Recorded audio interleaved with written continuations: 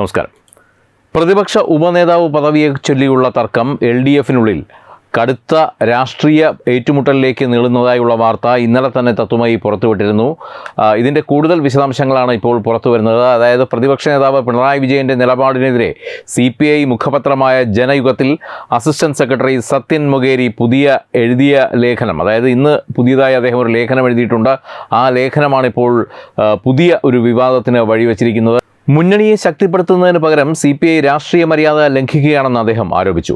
പ്രതിപക്ഷ ഉപനേതാവ് സ്ഥാനവുമായി ബന്ധപ്പെട്ട വിഷയങ്ങൾ മുന്നണിക്കുള്ളിൽ ചർച്ച ചെയ്യേണ്ടതിന് പകരം പത്രങ്ങളിലൂടെ പരസ്യപ്പെടുത്തുന്നതാണ് CPIയുടെ ഭാഗത്തുനിന്നുണ്ടായതെന്നും ശിവൻകുട്ടി തിരിച്ചടിച്ചു. ഇതോടെ നിയമസഭയിലെ പ്രതിപക്ഷ നേതൃത്വവുമായി ബന്ധപ്പെട്ട ഒരു പദവി തർക്കം മാത്രമല്ല, LDFിൽ തീരുമാനമെടുക്കേണ്ടത് എങ്ങനെ, മുന്നണിയിലെ വലിയ പാർട്ടിയും ചെറിയ പാർട്ടികളും തമ്മിലുള്ള ബന്ധം എങ്ങനെയായിരിക്കണം, കൂട്ടായ നേതൃത്വത്തിൻ്റെ പരിധി എന്താണ് എന്നതടക്കമുള്ള അടിസ്ഥാന രാഷ്ട്രീയ ചോദ്യങ്ങളാണ് ഇപ്പോൾ ഉയരുന്നത്.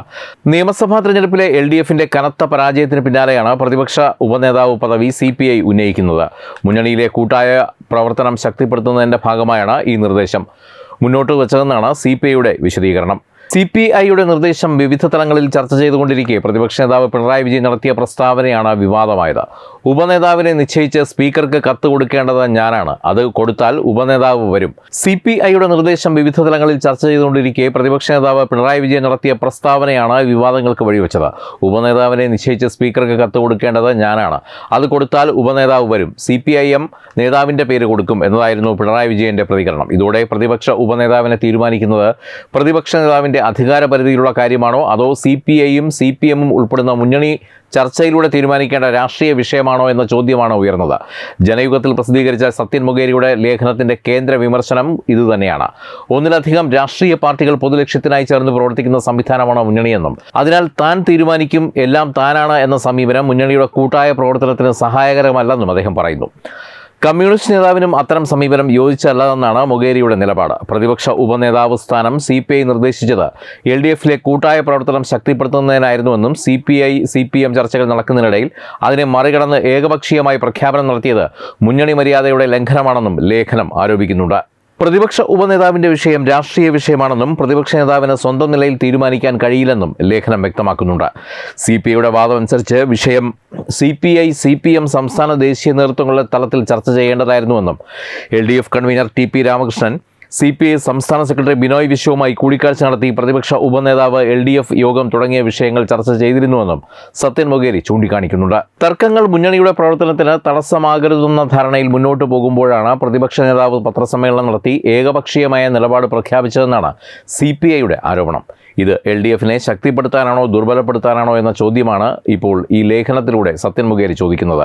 ശിവൻകുട്ടിയുടെ മറുപടി അനുസരിച്ച് CPI ആണ് രാഷ്ട്രീയ മര്യാദ ലംഘിച്ചതെന്നാണ് അദ്ദേഹം പറയുന്നത്. CPIയുടെ വിമർശനത്തിന് പിന്നാലെ ശിവൻകുട്ടി നടത്തിയ പ്രതികരണം LDFിലെ ഭിന്നത കൂടുതൽ പരസ്യമാക്കുകയാണ്. ഈ ഒരു വിഷയം തന്നെയാണ് ഇന്നലെ തത്വമയും ചർച്ച ചെയ്തത്. കാര്യം പിണറായി വിജയൻ എന്നൊരു നേതാവ് എത്രത്തോളം പാർട്ടിക്ക് വലിയ രീതിയിലുള്ള കേടുപാടുകൾ ഉണ്ടാക്കി കഴിഞ്ഞ ഇലക്ഷനിൽ എന്നുള്ളത് ഒരു ചോദ്യമായി തന്നെ ഉയരുന്നുണ്ട് പല അണികളുടെ ഭാഗത്തുനിന്നും.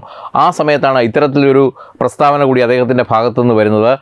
മുന്നണിയെ ശക്തിപ്പെടുത്താൻ താല്പര്യപ്പെടാത്ത പാർട്ടിയാണ് CPI എന്നും CPI ആണ് രാഷ്ട്രീയ മര്യാദ ലംഘിച്ചതെന്നുമാണ് ഇപ്പോൾ ശിവൻകുട്ടി അടക്കമുള്ള CPMകാരുടെ ആരോപണമെന്നതും ഈ ഒരു തർക്കത്തിൻ്റെ വ്യാപ്തി വർദ്ധിക്കുന്നുണ്ട്. ജനയുഗത്തിൽ ലേഖനം പ്രസിദ്ധീകരിച്ചത് നിർഭാഗ്യകരമാണെന്നും ശിവൻകുട്ടി പറഞ്ഞു. പ്രതിപക്ഷ ഉപനേതാവ് സ്ഥാനവുമായി ബന്ധപ്പെട്ട് പിണറായി വിജയൻ സ്വീകരിച്ച നടപടി ജനാധിപത്യപരമാണെന്നാണ് ശിവൻകുട്ടിയുടെ വാദം. ഈ പദവി നേരത്തെയും CPM ആണ് കൈകാര്യം ചെയ്തിരുന്നതെന്നും അത് മാറേണ്ട സാഹചര്യമില്ലെന്നും ശിവൻകുട്ടി വ്യക്തമാക്കിയതോടെ CPI-CPMൻ്റെ ഒരു പടലപ്പിണക്കം, അവർ തമ്മിലുള്ള ഒരു തുറന്ന പോരിൻ്റെ ചിത്രം ഏറെക്കുറെ വ്യക്തമാവുകയാണ്. എന്തായാലും ഈ രാജ്യസഭ ഇലക്ഷൻ വരികയാണ്. അപ്പോൾ അതിൽ ഉള്ള സ്ഥാനം അടക്കമുള്ള കാര്യങ്ങൾ വലിയ ചർച്ചയാകുന്ന ഒരു സമയം കൂടിയാണ്. അപ്പോൾ എന്താകും ഇതിൻ്റെ ഒരു ഭാവി എന്നുള്ളത് വലിയ ഉദ്വേഗത്തോടു തന്നെ കേരളം നോക്കുകയാണ്. എന്തായാലും ഈ ഓണത്തിനിടയിലും ഇത്തരത്തിലുള്ള ചില രാഷ്ട്രീയ വിഷയങ്ങൾ വലിയ രീതിയിൽ ചർച്ചയാകുന്നു എന്ന് തന്നെയാണ് ഈ ഒരു സമയത്ത് നമുക്ക് പറയാനുള്ളത്. വെബ് ഡെസ്ക് തത്വമൈ ന്യൂസ്. HIV അണുബാധ സന്തോഷപൂർണമായ ഒരു ജീവിതത്തിന് തടസ്സമല്ല. HIV അണുബാധയ്ക്ക് ഫലപ്രദമായ ചികിത്സ ഇന്ന് ലഭ്യമാണ്. ഇതിന് യഥാസമയം അണുബാധ കണ്ടെത്തുന്നതും കാലേക്കൂട്ടി ചികിത്സ നടത്തേണ്ടതും അത്യാവശ്യമാണ്. സൗജന്യമായ ചികിത്സയും മാർഗനിർദ്ദേശങ്ങളും സർക്കാർ ആശുപത്രികളിലെ ART അഥവാ ഉഷസ് കേന്ദ്രങ്ങളിൽ ലഭ്യമാണ്. ആരോഗ്യ സംരക്ഷണം ഓരോരുത്തരുടെയും ഉത്തരവാദിത്തമാണ്.